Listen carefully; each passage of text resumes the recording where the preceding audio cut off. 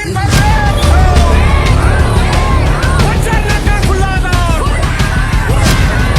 ये जो हो रहा है गलत हो रहा है, बहुत सारा गलत हो रहा है। लोग दिमाग है ही नहीं, थोड़ा सा नेपाल का थोड़ा सा दिमाग है ही नहीं।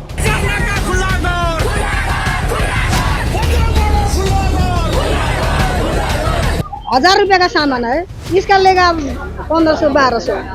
ये 1000 रुपए का सामान है। 1000 रुपए का भी नहीं है, 1000 रुपए का भी नहीं है। कितना भंसार लेगा? अब ये इनका भंसार काटने से 1200-1500 लेगा।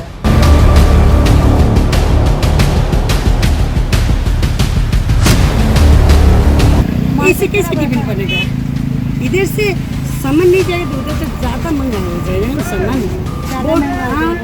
महंगा हो चुकी है, हो गया। हाँ, दिक्कत, बहुत दिक्कत है। ये बेचारा लोग कितना मुश्किल से इधर से सामान लेके जाता है उधर में, थोड़ा करके। ये बेचारा लोग को पकड़ के सामान डाल देगा तो कैसा लगेगा लोग? Are you ready to unlock your potential and take your education to the next level? Welcome to UBM College, where dreams become reality. At UBM College, we offer a diverse range of programs designed to empower and inspire our students. Our experienced faculty members provide personalized attention, ensuring that you receive the highest quality education. With state-of-the-art facility and cutting-edge technology, our campus provides an environment for learning and innovation. And when the time comes, we celebrate your achievement together. Join us today and embark on a journey of success.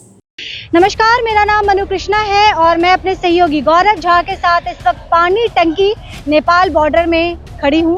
ये पानी टंकी का इलाका है जो भारत में पड़ता है और ठीक ये जो आप ब्रिज देख रहे हैं, ब्रिज क्रॉस करने के ठीक बाद आपको नेपाल काकरभिट्टा का इलाका शुरू हो जाता है। हम आपको बता दें, पिछले शुक्रवार को एक मीटिंग आयोजित की गई थी काकरभिट्टा में और उस मीटिंग में एक बहुत बड़ा फैसला लिया गया था। फैसला इतना बड़ा है, ये आप लोगों के बातों को सुन के ही अंदाज़ा लगा सकते हैं। मैं आपको बता दूं कि यूं तो भारत और नेपाल के संबंध शुरुआती दौर से ही काफ़ी मधुर रहे हैं, काफ़ी स्ट्रॉन्ग रहे हैं, लेकिन इस बीच में एक फ़ैसला जो नेपाल की तरफ से लिया गया है उससे कई जीवन प्रभावित हो रहे हैं।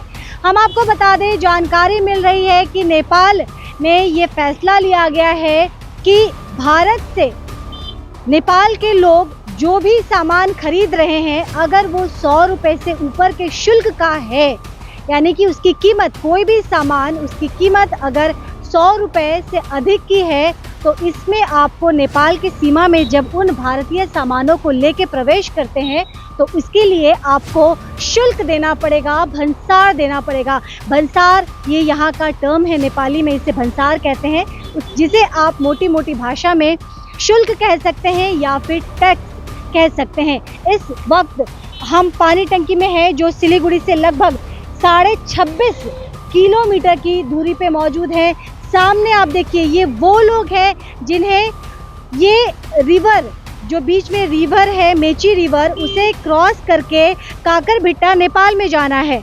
हम इस बीच में कुछ लोगों से बात करते हैं और हम उनसे ये जानने की कोशिश करते हैं कि ये जो फैसला लिया गया है शुक्रवार को मेची नगर पालिका कार्यालय में बैठक के दौरान ये फैसला लिया गया था और इसमें जानकारी मिल रही है, ये फैसला लिया गया था कि अगर कोई भी नेपाल का नागरिक जो नेपाल में रह रहा है और भारत से अगर कोई भी सामान की वो ख़रीदारी कर रहा है, अगर उसकी कीमत 100 रुपये से ज़्यादा है और उस सामान को लेकर वो नेपाल की को में आ रहा है, तो उसके लिए आपको उस सामान के एवज में आपको भंसार देना पड़ेगा, शुल्क देना पड़ेगा और आप इसे कह सकते हैं कि टैक्स देना पड़ेगा।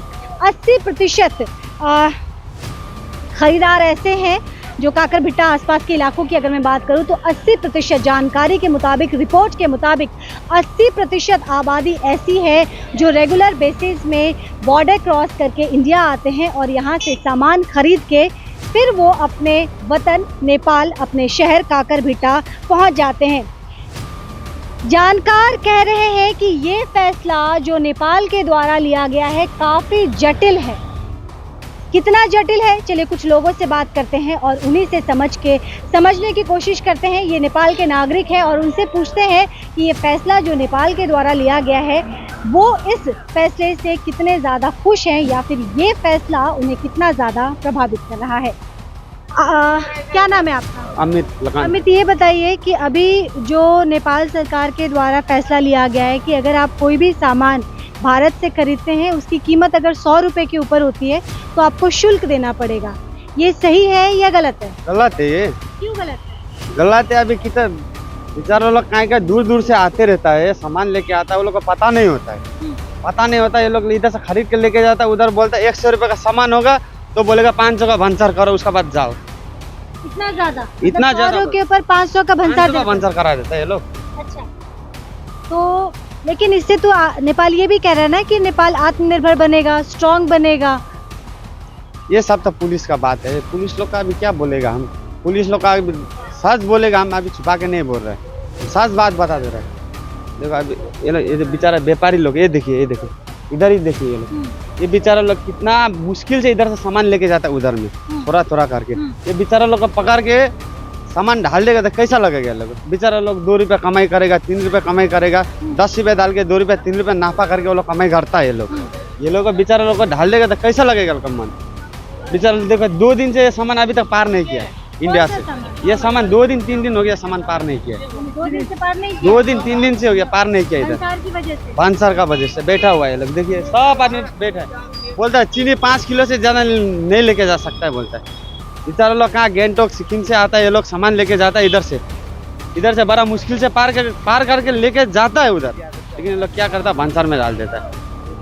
तो ये जो हो रहा है गलत हो रहा है। बहुत सारा सर गलत हो रहा है। ये लोग दिमाग है ही नहीं, थोड़ा सा नेपाल का थोड़ा सा दिमाग है ही नहीं। मेरा पार्वती प्रधान। पार्वती जी कहाँ रहते हैं आप? नेपाल। काकर बेटा? हजुर।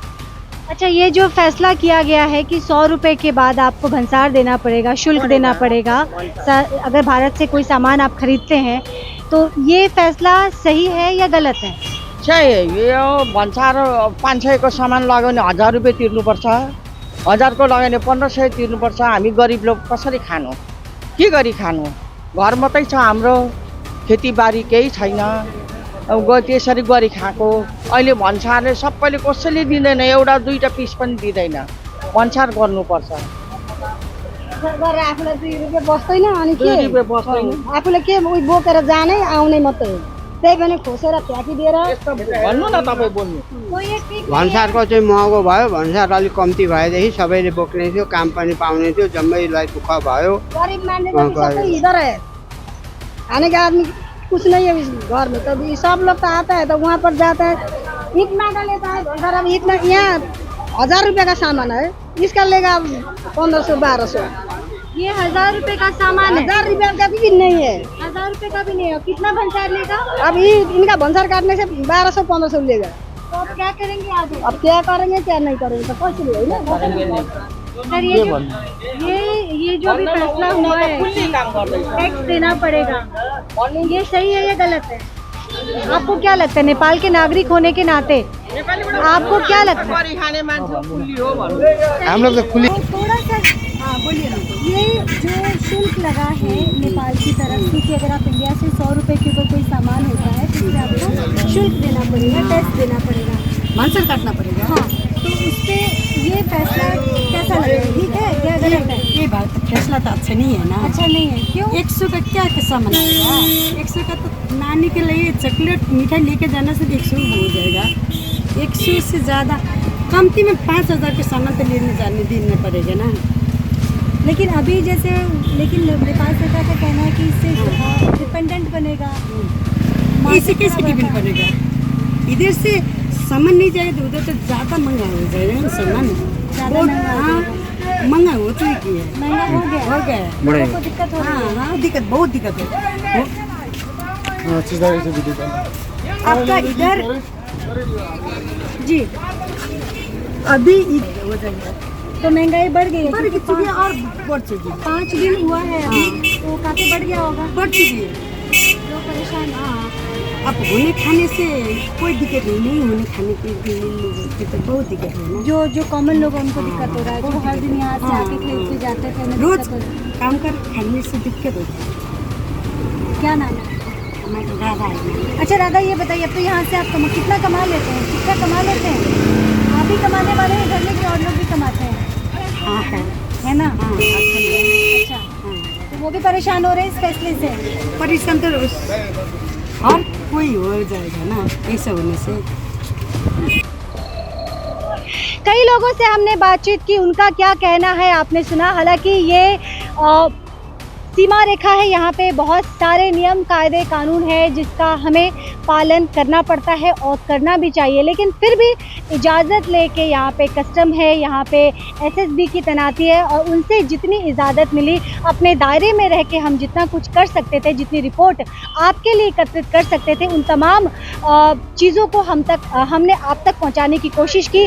और जो हम समझ पा रहे हैं, जो लोगों से ऑफ द रिकॉर्ड या ऑन कैमरा, क्योंकि बहुत सारे लोग ऑफ द रिकॉर्ड थे, कैमरे के सामने कुछ कहने के लिए राज़ी नहीं थे, कुछ लोग कैमरे के सामने भी उन्होंने अपनी तकलीफ़ को रखी, लेकिन जितने लोगों से भी हमने बातचीत की, मोटा मोटी इससे जो साधारण लोग हैं, जो सामान्य लोग हैं, इस फैसले से बहुत ज़्यादा प्रभावित हो रहे हैं। अब उन्हें छोटी छोटी चीज़ के लिए बड़ी बड़ी भंसार भरने पड़ेंगे।